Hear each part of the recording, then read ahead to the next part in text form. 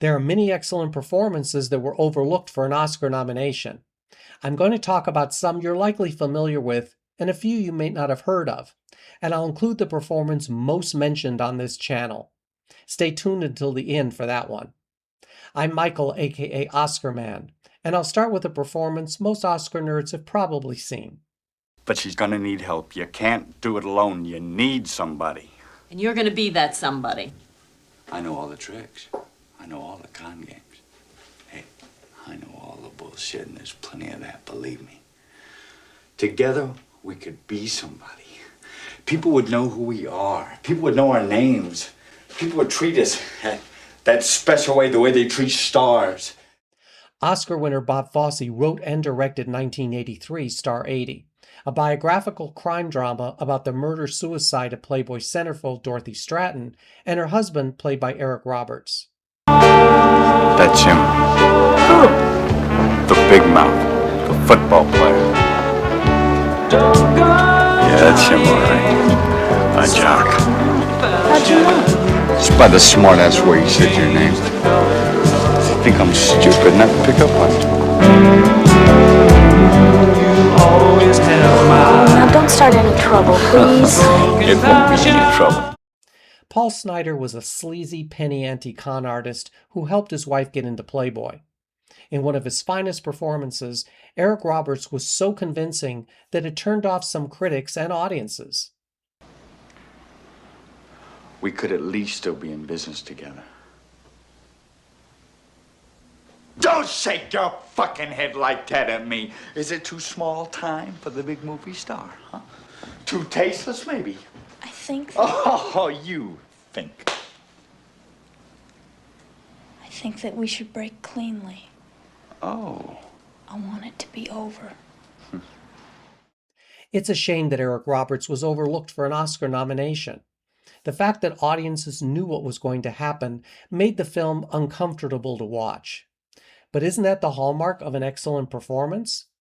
Roberts did receive a Golden Globe nomination, and he easily could have made the top 5 for a lead actor Oscar, given that it wasn't a strong year in the category. While Star 80 was criticized for its depiction of violence, the performances of Eric Roberts and Mariel Hemingway rose above the morbid story. Did you see this film? What did you think of Eric Roberts' controversial performance? Do y'all mind hanging back? You're jamming my frequencies.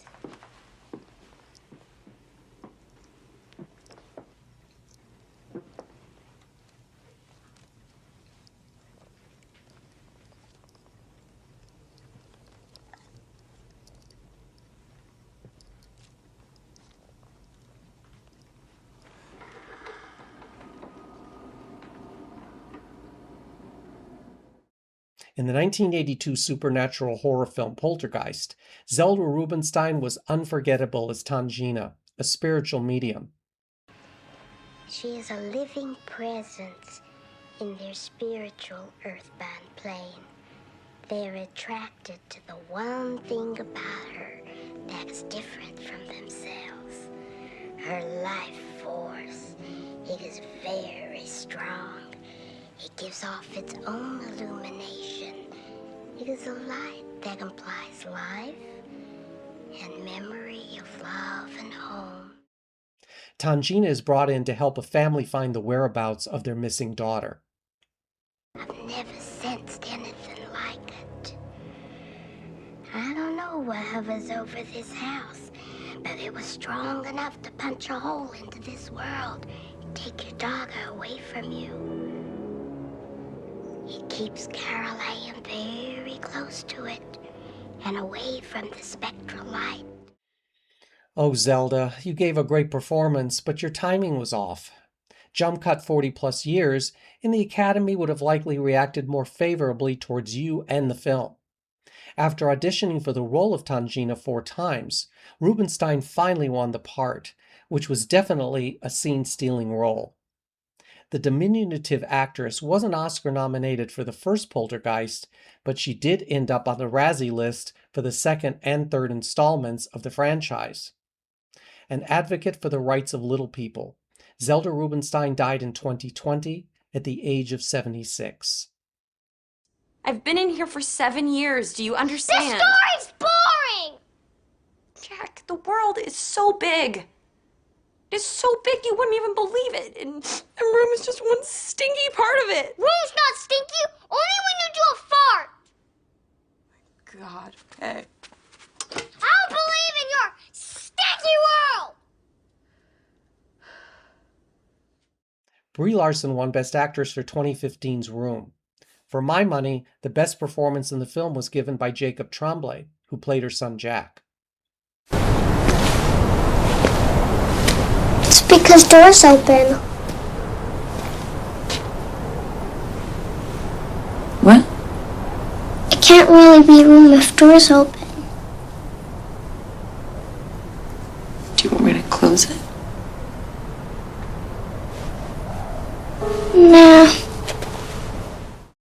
Although 7 years old when cast, Tremblay played a 5-year-old who was born to a mother in the room in which she is held captive for 7 years. But it was smaller in wardrobe. What did you do in wardrobe? Sleep. When old Nick came. I want to see Mom. I never understood the universal praise for Brie Larson's performance. Jacob Tremblay was, to me, the star of this film, and without his natural, seemingly effortless delivery, Room never would have worked. Tremblay became the youngest actor to be nominated for a SAG award. His age couldn't have been a factor in being overlooked for an Oscar nomination, as younger performers were nominated in the past. He was recognized by nearly 50 critics associations. So, Academy, why couldn't you find room for this terrific performance? I said, my daughter is approaching her cataclysm. She has lived a life of sin and torment. She has borne the mark of the beast upon her. She must unite herself with Jesus, I said. Then surely she will be redeemed. 1958's The Goddess told a fictionalized story that seemed, let's say, very familiar to that of a famous blonde movie star. Kim Stanley played the title role, and as her devoutly religious mother, Betty Lou Holland deserved a supporting actress nomination. Honey, I told you when I first come out here. Mama, what did I do? Will you tell me that, please? What did I do? I didn't expect I'd stay more than 2 or 3 weeks. I did everything I could to make you happy. I've been out here more than 2 months I now. gave a $10,000 tithe to the furthering of missionary work. Honey, your Uncle George, he's more in bed than out. He's that sick. And Alice Mary tends the store. They can hardly make do without me. Holland opens the film, delivering a nearly 7-minute-long monologue about wanting to retain her youthful exuberance and how it is wasted by the intrusion of her young daughter. What do you all think a proper period of grace would be about Herbert, I mean, before I go out seriously with a man? There's this man I know is interested in me back in Clarksville. I don't know what else I can do except get married. I can't stand being alone. Can I please turn off that radio? It's driving me crazy. Betty Lou Holland, nor The Goddess, are known by audiences today. The actress made only one more film, 1959's The Man in the Net, and appeared in several television programs in addition to such Broadway productions as The Member of the Wedding and Annie Get Your Gun. Betty Lou Holland's performance as Mrs. Faulkner in The Goddess was certainly worthy of an Oscar nomination. Though the film itself is often painful to watch because of its realistic depiction of loneliness and despair, I strongly recommend it for Paddy Chayefsky's Oscar-nominated screenplay, as well as the performances from an excellent cast.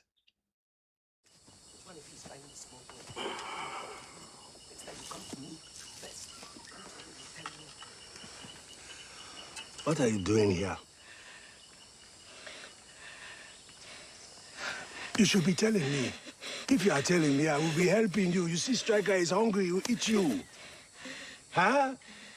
What are you doing here? Beasts of No Nation was a 2015 drama about a young boy's harrowing journey during a brutal African civil war. As the commandant, Idris Elba stole the film.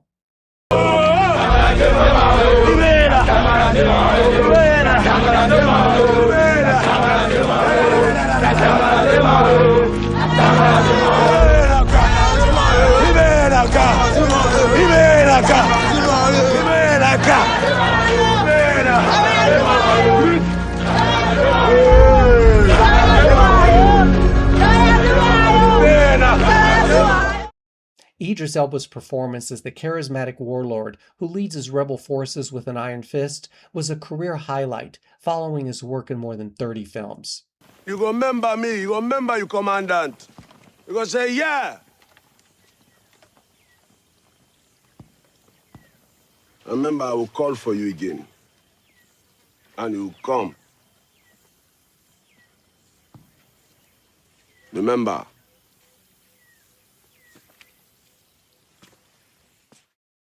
In addition to nominations at the BAFTAs and Golden Globes, Idris Elba won the SAG Award for Best Supporting Actor. To date, he is the only winner in the category not to be nominated for an Oscar. To make matters worse, every single winner since Elba has gone on to win the Oscar. I don't know what happened in 2015, when the Academy overlooked both Idris Elba and Jacob Tremblay in the supporting actor category. Elba continues to work in film, on television, and an occasional music video. He's definitely overdue for recognition by the Academy. Your thoughts? Do you mind my speaking to you? No.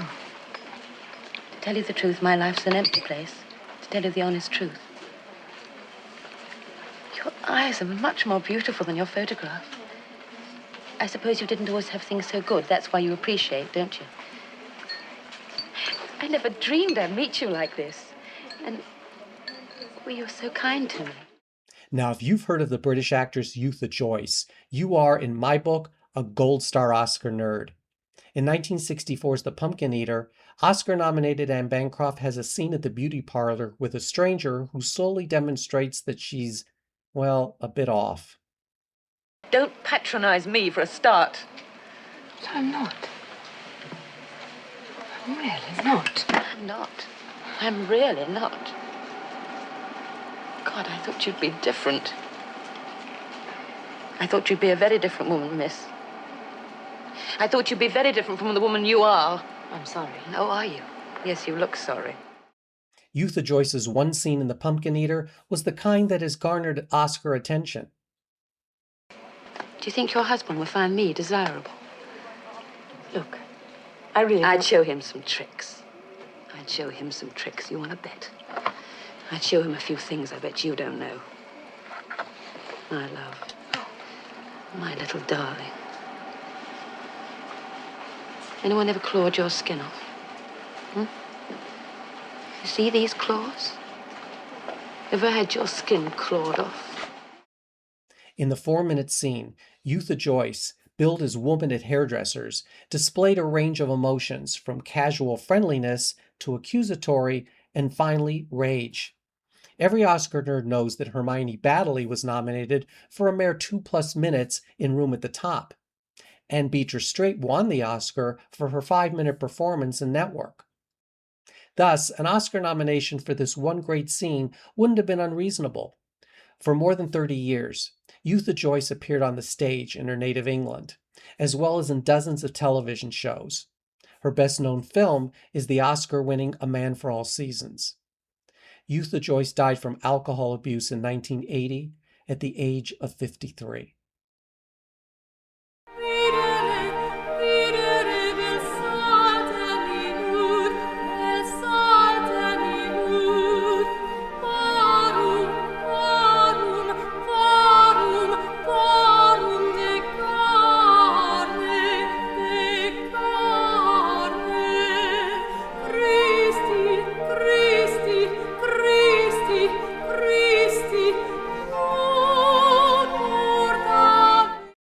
I'm going way back to 1928, where a French silent film, The Passion of Joan of Arc, starred Renee Falconetti in a towering performance.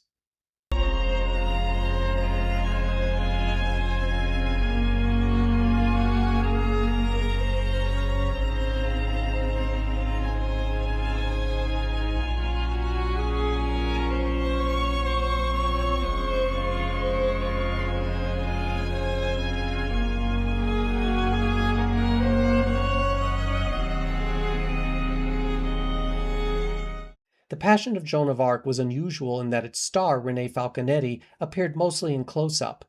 Her emotional performance is considered among the finest ever recorded on film.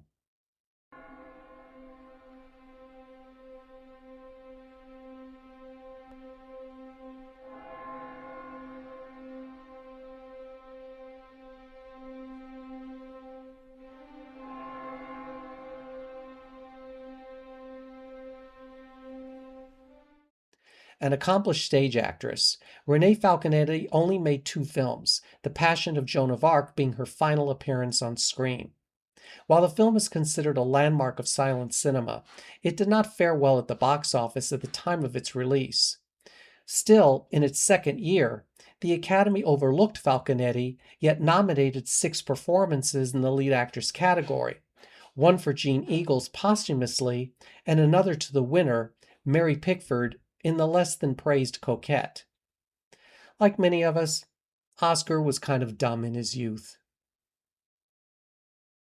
Before I get to the performance that most of you have mentioned each and every time I create a video on Oscar snubs, I want to thank you for joining me from wherever you are watching this. My friend here is known all over the world, and this channel has cultivated Oscar nerds in many different countries.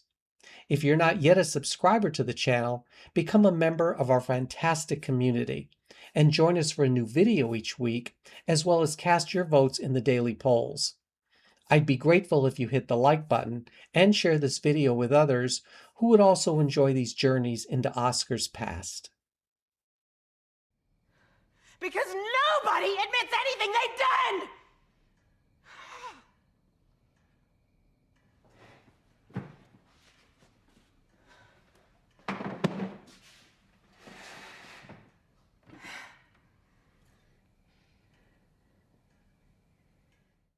Toni Collette in Hereditary.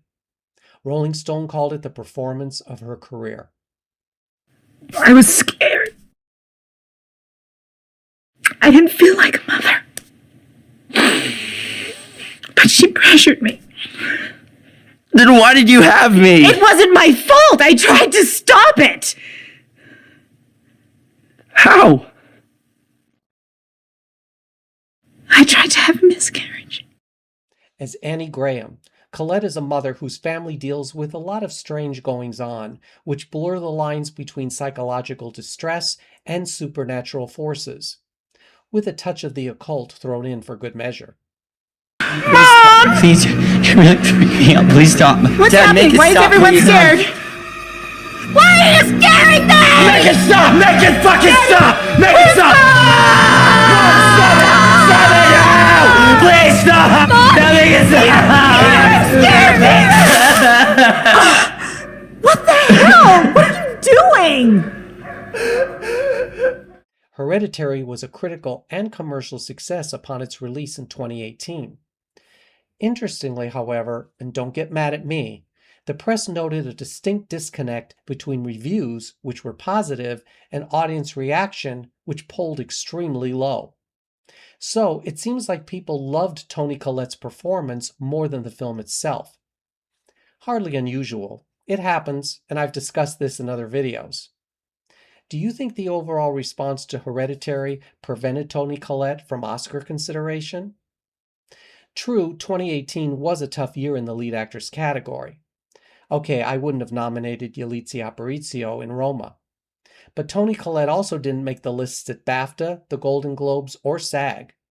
And yet, according to viewers of this channel, hers is one of the most underappreciated performances in Oscar and film history. I think Toni Collette has proven herself as a solid actress in the 30-plus years worth of films in which she has appeared, including her Oscar-nominated performance in The Sixth Sense. She's the winner of an Emmy, Golden Globe, and SAG Award. Hopefully the Academy will catch up. So, in addition to the performances discussed in this video, which others come to mind that you feel were unjustly overlooked by the Academy? I always enjoy reading your comments, as they often remind me of performances I should have thought of.